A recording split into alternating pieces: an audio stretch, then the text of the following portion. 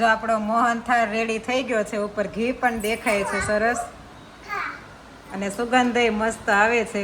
પછી જાગરણમાં ક્યાં જતા આપણે કોમર? આપણે કોઝવે સાઈડ કોઝવે અમે જતા જાગરણમાં. હું જિજ્ઞાસને ઘણી વાર બતાવો ત્યાંથી તરત જ હું તમને બતાવું છું.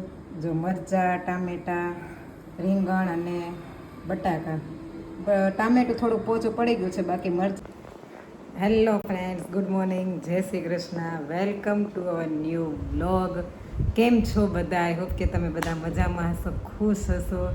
એન્ડ રક્ષાબંધનની હવે 2 દિવસની જ વાર છે, તો આપણે જો જોરશોરથી તૈયારી ચાલી રહી છે. અને આપણી તૈયારીમાં જુઓ, આજે ટીકીને એવું ટાંકવાનું છે, તો એ હું લઈને બેસી ગઈ છું.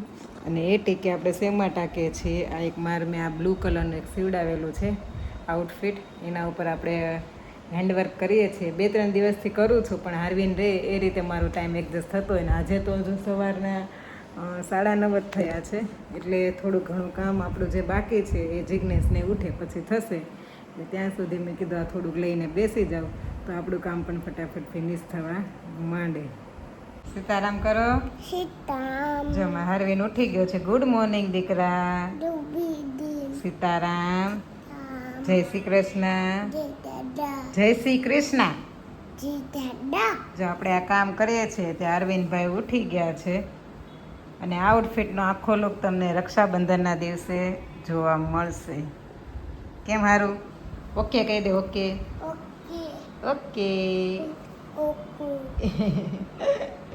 જો સવારમાં તમારે ક્યારેક રોટલી ખાવી હોય ને, વઘારેલી ભાખરી ન ખાવી હોય તો આગલા દિવસની સાંજની રોટલી પડી હોય ને એના ટુકડા કરી નાખવાના. પછી એમાં છે ને મીઠું નાખી દેવાનું. મીઠું નાખીને એમાં આપણે નાખશું હળદર,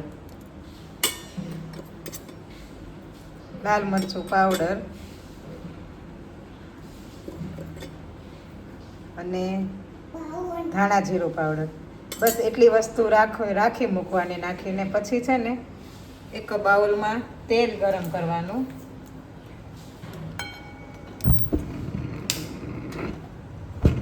પછી છે ને એક કડાઈમાં તેલ લેવાનું. તેલ ગરમ થાય એટલે એનો વઘાર છે ને રાઈથી કરવાનો. રાઈ અને લીમડો. પણ હમણાં મારી પાસે લીમડો અવેલેબલ નથી, એટલે હું ખાલી રાઈ નાખું છું. અને થોડું જીરું પણ તમે નાખી શકો છો. જો આપણી રાઈ ફૂટવા લાગી છે, થોડુંક જીરું નાખી દઈશું અને ચપટી હિંગ.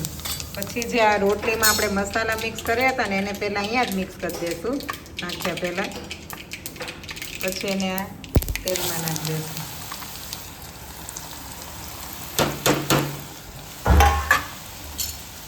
પછી છે ને એને સારી રીતે મિક્સ કરી લઈશું. અને આને છે ને આપણે સતત હલાવતા રહેવી પડશે. અને થોડી ક્રન્ચી થાય ને 10-15 મિનિટ સુધી રાખવાની. 10 મિનિટ થાય ને, 15 મિનિટ પણ નહીં, 10 મિનિટ સુધી આને હલાવ્યા કરશો એટલે થોડી કડકડી થઈ જશે, બ્રાઉનિશ કલરની થઈ જશે. જો વાગી ગયો છે 1:15 અને આજે આપણે મોહનથાળ બનાવવાનું છે ઘરે. તો મારા સાસુ આવ્યા છે મોહનથાળ બનાવવા માટે. અને કઈ કઈ વસ્તુ જોશે ને હું તમને એકવાર કહી દઉં. હવે જો આ મોહનથાળ બનાવવા માટે આપણે કિલોનું માપ લીધું છે, એટલે કિલો કરકરીયો લોટ, 500 ગ્રામ માવો, 500 ગ્રામ ઘી, કિલો ખાંડ અને 250 ml જેટલું દૂધ છે. દૂધ પછી વધુ ઓછા પ્રમાણમાં નાખવાનું. અને મગજતરીના બી છે 50 ગ્રામ જેટલા છે. બસ આટલી વસ્તુ આપણે મોહનથાળ બનાવવામાં જોઈએ. જો 15-20 મિનિટથી શેકવી છે. હજી કેટલો શેકવાનો છે મમ્મી? થોડીક વાર લાગશે. હજી થોડીક વાર લાગશે, હજી શેકાવા દેવું પડશે, કારણ કે કાચો હોય ને તો પછી ન ભાવે. અને લોટે કાચો રહે, એટલે આને શેકવાની દાની ખૂબી છે. જેમ વધારે શેકો ને એમ સારું પડે. અને આને સતત હલાવતા રહેવું પડે, નહીંતર પાછું ચોટી જાય નીચે. એટલે આ બાજુ જો બચ્ચા પાલટી આજે સૂતી નથી. 2 વાગ્યા છે, પણ હાર્વિનને સુવડાવ્યો પપ્પા, એ નો સૂતો.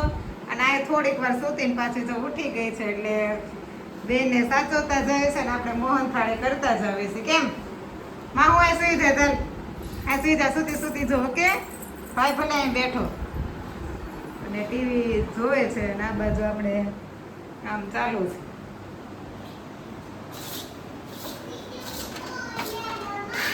તો આપણો લોટ શેકાઈ ગયો છે અને શેકાઈ જાય કેમ ખબર પડે તાવીથામાંથી લોટ હેઠો પડી જાય ને નીચે પડી જાય ને તો સમજી લેવાનું કે શેકાઈ ગયો છે એમ. અને ગેસની ફ્લેમ આપણે બંધ કરી દીધી છે.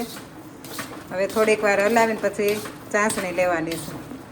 કલર આખો જો ખરી જશે, બ્રાઉન જેવો કલર થઈ જશે.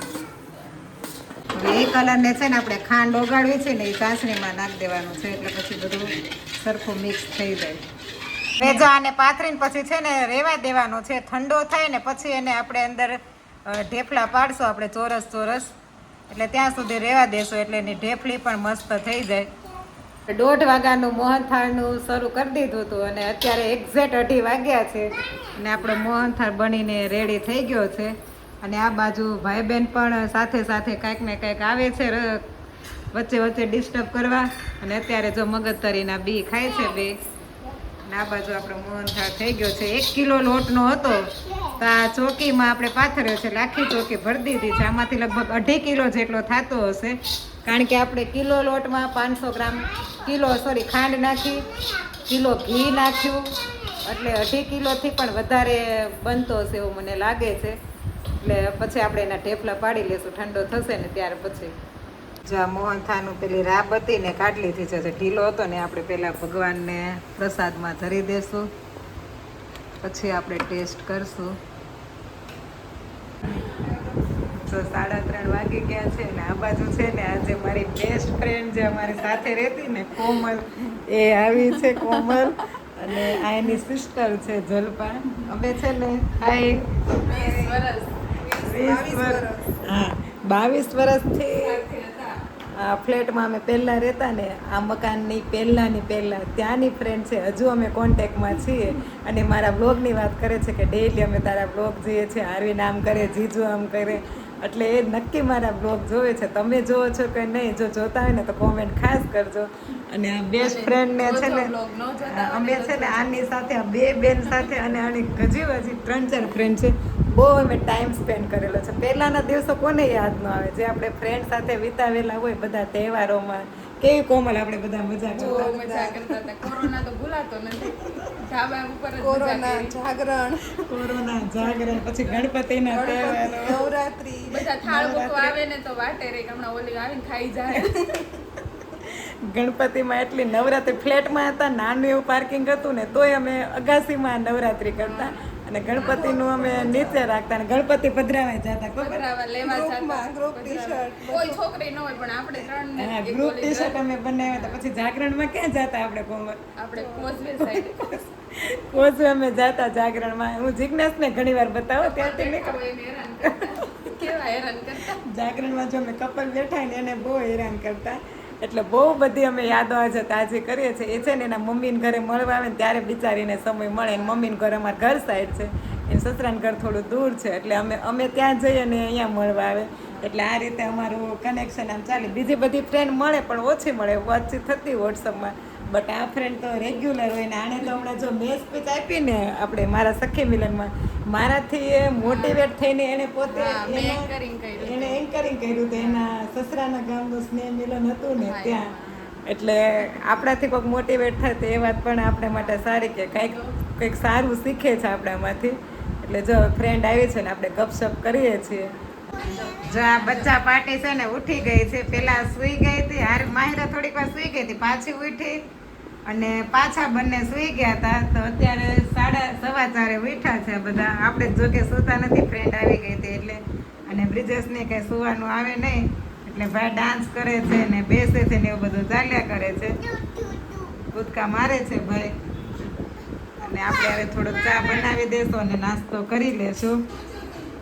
જો આજે આપણે ડિનરમાં છે ને ભરેલા રીંગણા, ભરેલા બટેકા, ભરેલા મરચાં અને ભરેલા ટમેટા 4 વસ્તુ ભરીને શાક કરવાનું છે. આજે મને આઈડિયા આવ્યો કે હું આ રીતે છે ને મરચાં અને ટમેટા પણ ભરું, તો આપણે એ રીતે ટ્રાય કરવાની છે.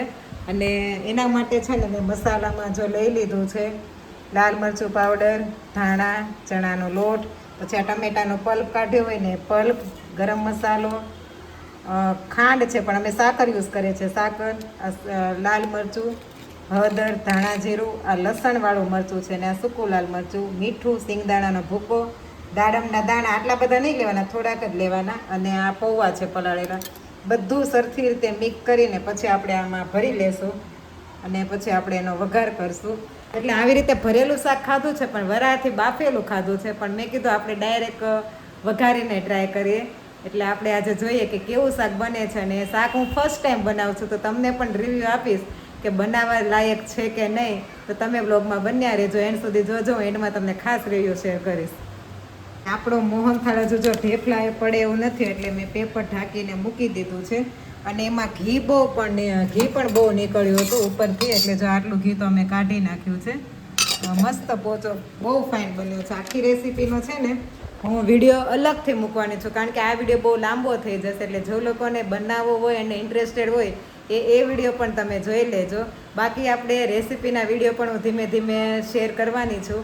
જો તમને ઇન્ટરેસ્ટેડ હોય, ઇફ યુ આર ઇન્ટરેસ્ટેડ, તો તમે એ વિડીયો પણ જોજો. એ વિડીયો આ ચેનલમાં જ મૂકીશ, એટલે તમે જો ચેનલને સબસ્ક્રાઈબ ના કરી હોય તો સબસ્ક્રાઈબ કરવાનું પણ ભૂલતા નહીં. અને રેસીપીના વિડીયોમાં પણ કોમેન્ટ કરવાનું ના ભૂલતા, અને લાઈક પણ કરવાની છે. ને હાર્વિનને છે ને પપ્પા આ બાજુ બહાર લઈને બેઠા છે, રમાડે છે. એમાં શું થયું કે એને છે ને દાડમ સુધારવું હતું, તો મને ક્યારનો કહેતો હતો કે મને ચાકુ દે, પણ ચાકુ એને વાગી જાય એટલે આપણે દઈએ નહીં. તો લગભગ 15 મિનિટથી મારી પાસે ઊભો જીદ કરતો હતો, પણ હું મારા કામમાં રહીને બોલ કરતો હતો. આપણે હા કરી છેવટે પછી છે ને પપ્પા લઈ ગયા. નહીં ત્યારે શું કરે ખબર, ઊંચો થઈને જો બધામાં અહીંયા હાથ નાખે, અહીંયાથી ટોલી પર ઊંચો ચડે અને આમ હાથ લાંબા કરે. એટલે પછી આપણે બીક લાગે કંઈક બીજી વસ્તુમાં. બપોરે જ જઈને ઘીમાં જવા દીધો હતો, એટલે કેવડાવે. એટલે પપ્પાને કીધું તો મને બહાર લઈ જાઓ, કારણ કે એનું કેવું થઈ ગયું કે જીદ એકવાર આમ બોલે ને એટલે પછી કેસેટ એને ચડી જાય. એટલે અત્યારે પપ્પા એને બહાર લઈ ગયા છે ને હવે થોડોક શાંત થયો છે. નહીંતર ભાઈને દાડામાં જાતે સુધારવું હતું. એટલે આવું બધું ચાલ્યા કરે છે. અને આ મરચાંમાં તમને કહેતા ભૂલી ગઈ કે મરચાંના છે ને બી કાઢી નાખવાના. જો આ રીતે મેં કાઢી નાખ્યા છે. પપ્પા કહે છે કે મોળા મરચાં છે, જોઈએ હવે. અને ટમેટું મેં એક જ નાખ્યું છે, ને આટલા રીંગણા અને બટેકા. એકચ્યુઅલી મારે આ બેનું જ બનાવવાનું હતું, બટ મને આઈડિયા આવ્યો ને બધું આપણે આનું પણ બનાવી નાખીએ, કારણ કે પપ્પા બહુ બધા મરચાં લેવા છે આજે. એટલે ચાલો આપણે એનો વઘાર કરી દઈએ. જુઓ તમે શાકનો લુક જુઓ. મેં ઢાંકણું ખોલીને તરત જ હું તમને બતાવું છું. જો મરચાં, ટામેટાં, રીંગણ અને બટાકા. ટામેટું થોડું પોચું પડી ગયું છે, બાકી મરચાં તો આખા જ છે. અને આમાં છે ને તમે કાંદા, આખું લસણ ફોતરા સાથે કળીવાળું આખો ગાંઠિયો જ નાખી દેવાનો. અને મકાઈ એ પણ નાખી શકો છો, પણ અમે 4 જણા છીએ એટલે બધું નાખીએ ને તો એક વસ્તુ ખાય ને તો બધાનો આપણે ટેસ્ટ ન લેવાય. એટલે વધારે જો માણસો હોય ને તો એ રીતે શાક કરો ને એ બહુ મસ્ત થાય. અમે ખાધેલું છે, બટ આ શાક મને જોતા એવું લાગે છે કે બધાને બહુ જ ભાવશે. એમ આપણે અહીંયા છે ને રોજ લેવા માટે આવ્યા છીએ. બહુ બધી અલગ લેડીઝ ડિપાર્ટમેન્ટ છે. આપણે સિલેક્ટ કરીશું પછી તમને બતાવું. અને જો આરવીન માટે અમે જોઈએ છીએ, લેવી છે ને. જો હવે આપણો આ મોહનથાળ એકદમ મસ્ત ઢેફલી પડી ગઈ છે, અને હું તમને જોઉં બતાવું. જો કેટલો પોચો બન્યો છે, જો એકદમ ફાઇન. અને ટેસ્ટમાં પણ બહુ જ મસ્ત બન્યો છે. તો આ મોહનથાળ તમે ઘરે જરૂરથી ટ્રાય કરજો, એટલે તમને પણ આઈડિયા આવી જશે. અને આવી જ અમારી રેસીપી જોવા માટે અમારી ચેનલને સબસ્ક્રાઈબ કરવાનું પણ ના ભૂલતા. લાઈક, કોમેન્ટ અને શેર કરવાનું પણ ના ભૂલતા. જો આ મોહનથાળ છે ને હજુ થોડોક ઢીલો છે. આપણે અહીંયાથી ઢેફલી લઈ લીધી છે ને આટલો તો તોય ખવાઈ ગયો છે. હવે આપણે એને કાલ સવારે જોઈએ કે કેમ થાય છે, ઢેફલા પડે છે કે નહીં, કારણ કે ઘીનું પ્રમાણ થોડુંક વધી ગયું છે. બાકી ટેસ્ટમાં તો બહુ જ મસ્ત બન્યો છે. એટલે તમે પણ ઘરે જરૂર ટ્રાય કરજો. અને આજના વ્લોગમાં બહુ આપણે મજા આવી, અને આવી જ મજા કરતી રહેવાની છે. આજે મારી ફ્રેન્ડ આવી હતી, બહુ જૂની ફ્રેન્ડ, એની સાથે યાદો આપણે બધી તાજી કરી. મોહનથાળ બનાવ્યો, રક્ષાબંધનની પ્રિપેરેશન બધી ચાલુ છે. એટલે આવા ને આવા અમારા ફમની કોમેડી અને ડેઈલી વ્લોગ જોવા માટે અમારી ચેનલને સબસ્ક્રાઈબ કરવાનું તો નહીં જ ભૂલતા.